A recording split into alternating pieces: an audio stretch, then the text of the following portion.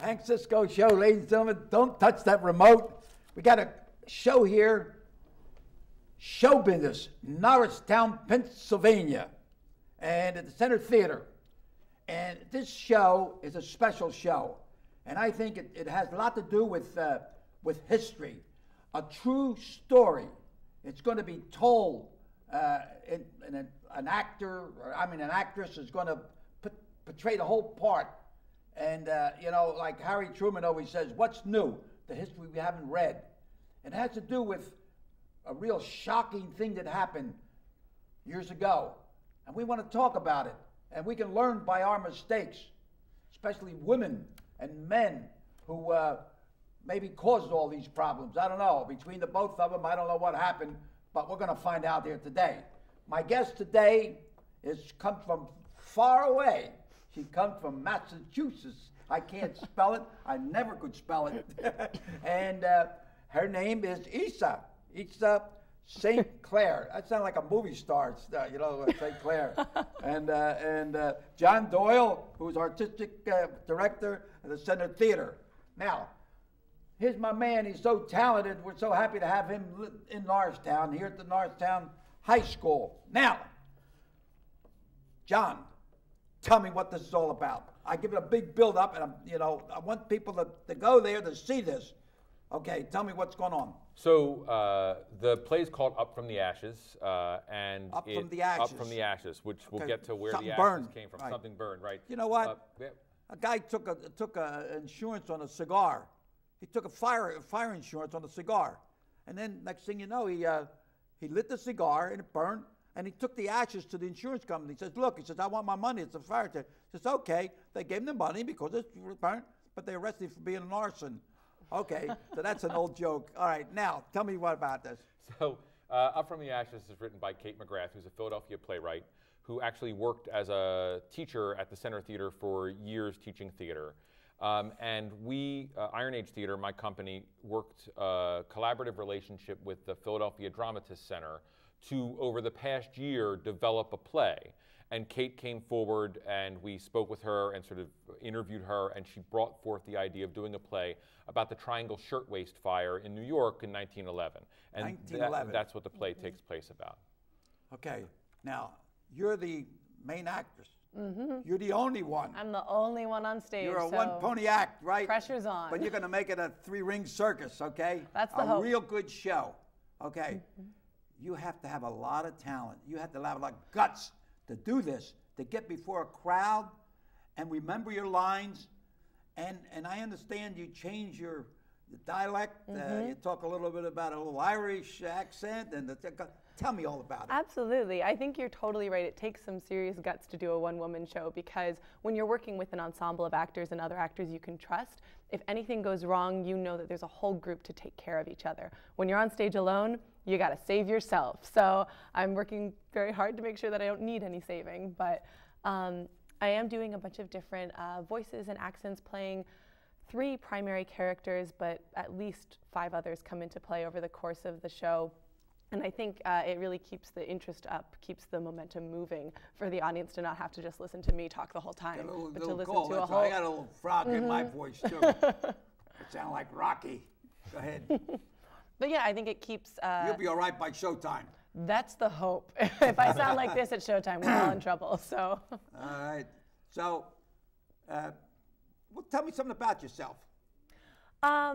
Well, I've been working professionally in Philadelphia for about 2 years now, and this is the first time I've ever worked with Iron Age. But First time in Norristown. Mm-hmm. How do you like it? I love it. It's really great. It's Right. really great. And John is running a wonderful company, and I love the style of work that they do there. So it's a pleasure to be working on What it. are those shows you've been in that, and you're...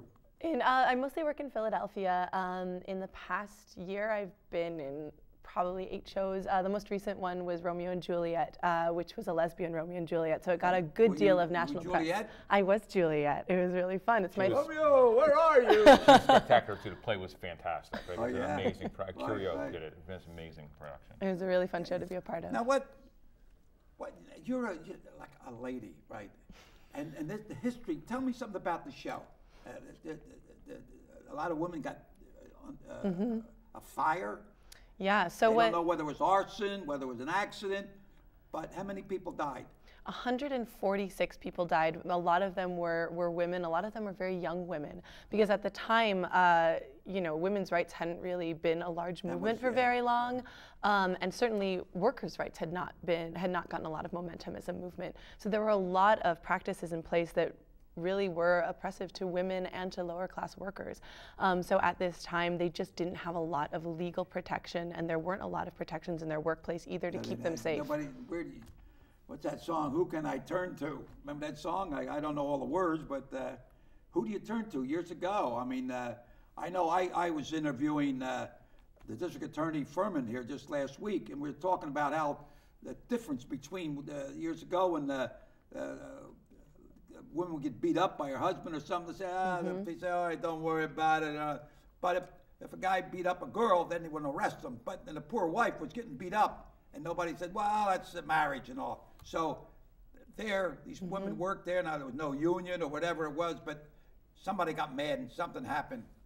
So there had been big strikes in the 2 years previously to allow the workers to unionize, and it hadn't really taken hold in the way it needed to. So the fire was the cause of an accident, we're pretty sure. No one really knows the cause of the fire, but the result was that a large building that was a factory burned to the ground. 146 women died. And really the cause, it doesn't matter how the fire started, the cause of the death was that no one put safety precautions into place, and the owners of the factory were not taking the necessary measures to protect their employees. But you say 100 women. Now, the one lady was a leader. And that's the part you play. Yes. Right? Yes. Okay. Tell me how she was involved. Why? Would she? You think maybe because she was demanding things that somebody put a match to it, or I don't know what? You're gonna talk like this lady. Sure. So the woman you're talking about is Rose Schneiderman, who was she wasn't a rabble rouser or anything like that, right? No, she was a union organizer, and she worked very, very hard to gather these women together, to call for change and ask for help, to speak together to create change in this world. And they led a very large strike. About 200,000 women in New York were striking in 1909 to call for change. And ultimately, there were some minor adjustments made, but nothing that would really protect the women.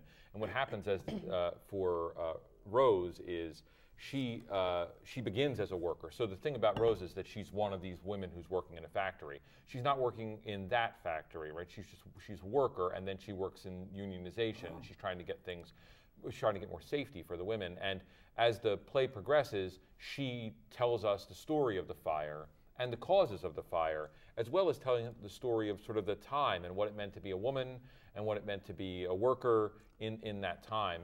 And as the fire begins, we end up discovering the results, which in the end, to me, matters more than what started it, because 146 deaths that could have been prevented had doors not been locked to prevent women from leaving, had the fire escapes been properly maintained. Yeah, they got panic doors now. They open out. Well, and even today, we see industrial accidents happening across the country.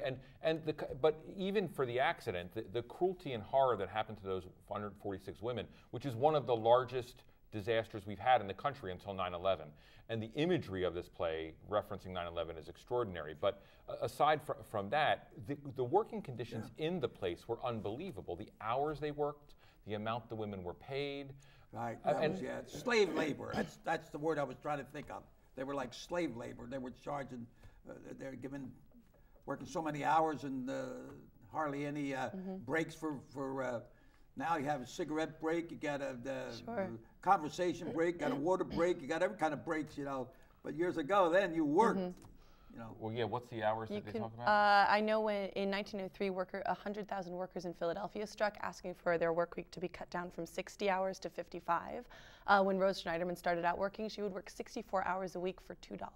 Who? $2. The workers at the Triangle factory were able to earn $2 per hour, which is better, but still hardly enough to live on. Right. And in the meantime, all over the country, there was child labor was rampant. There were children working at huge looms in the South. it was pretty rough conditions. In all, I mean, across the country, there were episodes where we had workers being mistreated, and that's something Iron Age cares about. We care a lot about the treatment of human beings. Like it's one of our big issues.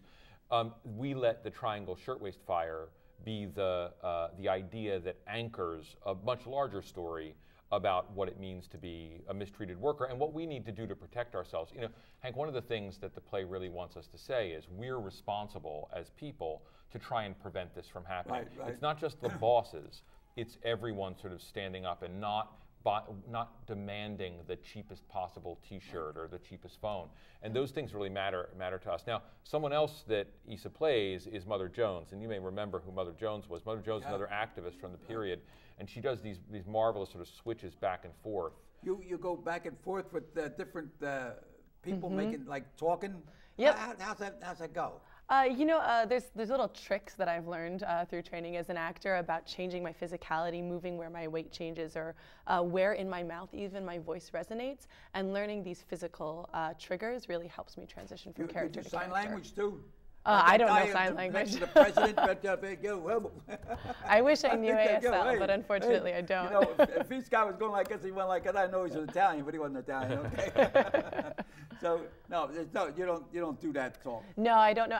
I'm not trained in that. Your voice changes different dialects, right? Absolutely. So I'll change not only the accent of my voice, but where in my register, if it's higher pitched or lower pitched, how fast or slowly I speak. All these sort of musical tonalities of different people's voices. There's no sort of singing in the piece, but I like to think of in terms of how an actor uses her voice. That everyone speaks in a certain musical style, if you could think of it, or a certain tone, or sings a certain phrase, just in the way that they talk. And you can translate that from character to character. Like years ago, every nationality went through this bad labor, being mistreated. And I remember they said the old Italian guy, he had a job, he worked on the railroad, and then they had a song that goes, it says, well, where do you work, John? On the Delaware Lackawanna. And what do you do, John? A push, a push, a push. That's all. That's the only thing he had a job to do, and that's all he did, see? Yeah. And he didn't get paid much, but that's just a little bit about history. And that's what I like about this, because, ladies and gentlemen, you come to a show, it's a musical, and you leave humming the songs. You leave this show with some history. You say, wait a minute, this happened. I hope it don't happen again. And you're from Massachusetts. I think there was one of the worst fires in a nightclub where they couldn't. The doors were locked. I think it was quite a few people died. Well, and that's the point too, right? Is that's part of what the play talks about. Is that still today, like we're 80 years after this event, someone's still locking their doors, and then deaths happen. People thinking more about their business needs or the success or profit than they do about the individuals who are working for them. Hank, the show, I just want to make sure I get the dates out. Tell me, now you got some other stuff going on. But let me tell the dates of the show first, because we haven't mentioned for when people can come, how they can get here. So let's just do that, right? Right, I'm going to be the boss for a second. So the show runs January 9th through the 12th. What day of the week is that? It's Friday. So Friday, Saturday, Thursday, Friday, Saturday at 8 p.m. We have a Thursday performance this time. So Thursday, Friday, Saturday at 8 p.m., Sunday at 2 p.m. You have a show now on Thursday now. You never did before. No, but for the Independent Voices Festival, which we'll talk about in a second, I do. Voices. Right, and then we're actually taking the play for one full weekend to Philadelphia, because we want to show off Norristown's wonderful theater work. We want Issa to be back in her hometown. Not only Norristown, but all Pennsylvania. Now, they did a little research in Harrisburg. I am the only ambassador in the whole United States of America. And I get paid weekly, very weekly. But that's another story. So we'll be down in the city on the 17th, 18th, and 19th. We're doing a show on Friday and Saturday, the 17th and 18th at 8, and on Sunday, a 2 o'clock and 8 o'clock show at a place called the Off Broad Street Theater, which is a wonderful theater down on Sansom Street that's run by some good friends. Wow. It's in an old church. It's a beautiful space. It's on the 1600 block of Sansom, and so we'll be going down there. Block? 1600 block. Well, that's right, center city. It is, and Iron Age is really trying to make that bridge so that Norristown and the Philadelphia are connected. So we're making this sort of dual event, and people can get tickets by going to Ticket Leap, which is our address at Ticket Leap is Iron-Age-Theater.